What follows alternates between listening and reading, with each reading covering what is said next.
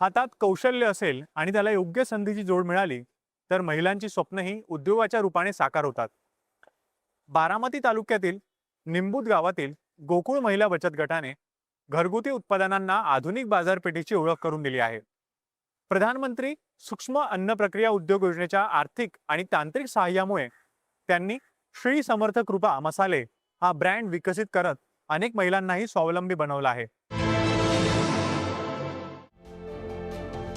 ग्रामीण भागातल्या महिला बचत गटांनी तयार केलेल्या घरगुती मसाले, चटणी आणि लोणचं तयार करण्याच्या प्रधानमंत्री सूक्ष्म अन्न प्रक्रिया उद्योग योजनेच्या माध्यमातून माफक व्याजदरामध्ये कर्ज उपलब्ध करून दिलं जातं. पुणे जिल्ह्यातल्या बारामती तालुक्यातल्या निबूत गावामध्ये गोकुळ महिला बचत गटाच्या माध्यमातून श्री समर्थ कृपा मसाले हा ब्रँड विकसित करण्यात आलाय. या बचत गटाच्या प्रमुख स्वाती काकडे यांच्यासोबत गावातल्या किमान 10 ते 15 महिलांना त्यामुळे रोजगार मिळतोय. गोकुळ महिला बचत गट तसंच श्री समर्थ त्या अंतर्गत आम्ही श्री समर्थ कृपा मसाले या नावाने आमचा बिझनेस चालू आहे. आता सध्या आम्हाला PMFM म्हणजेच पंतप्रधान सूक्ष्म योजने अंतर्गत 4,40,000चं लोन मिळालं.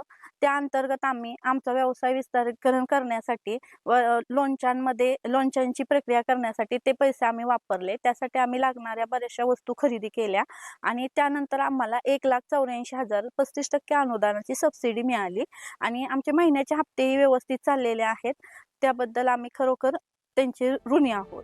या व्यवसायासाठी प्रधानमंत्री सूक्ष्म अन्न प्रक्रिया उद्योगाच्या माध्यमातून बँक ऑफ बडोदा सोमेश्वर नगर शाखेतून त्यांना 4,40,000 इतकं कर्ज प्राप्त झालं आणि त्यापैकी मागील महिन्यामध्ये अनुदानापोटी 1,84,000 रुपयांची सबसिडी सुद्धा त्यांच्या बँक खात्यावरती जमा झाली आहे. हा संपूर्ण उद्योग उभारण्यासाठी त्यांना कृषी विज्ञान केंद्र बारामती यांच्याकडून उत्पादनाचे धडे आणि पॅकेजिंगचं मार्गदर्शन मिळालं. आपण कृषी विज्ञान केंद्रामार्फत राज्यभरात नोडल एजन्सी म्हणून PMFM योजनेसाठी आपण काम करत असतो आणि त्या PMFM योजनेच्या अंतर्गतच या ठिकाणी आपण जे गोकुळ महिला बचत गटाचं आता आपण कामकाज पाहतोय त्या योजनेअंतर्गत त्यांनी आपल्याकडे ट्रेनिंग घेतलं होतं आणि या ट्रेनिंगच्या माध्यमातून त्यांनी बचत गटाच्या माध्यमातून मसाले आणि लोणचे वगैरे याचे उत्पादन घेऊन ते राज्यभर विक्री करत आहेत. त्यासाठी कृषी विज्ञान केंद्रामार्फत आहेत, त्याचबरोबर शारदा महिला संघ यांच्यामार्फत त्यांना वेळोवेळी प्रशिक्षण देण्यात आलेले होते. त्याचबरोबर हे प्रशिक्षण दिल्यानंतर त्यांचं पॅकिंग कसं असावं, त्यांनी जे काय मसाल्याचा उद्योग चालू केलेला आहे त्याच्यासाठी मसाला उद्योगाचा मध्ये पॅकिंग कसं असावं, त्याचबरोबर त्याचं मार्केटिंग कसं करावं या संदर्भात आपण वेळोवेळी त्यांना गायडन्स केलेलं आहे आणि त्यांनी त्या पद्धतीने उत्कृष्ट असं त्यांनी पॅकिंग वगैरे करून आता मार्केटिंग चालू आहे.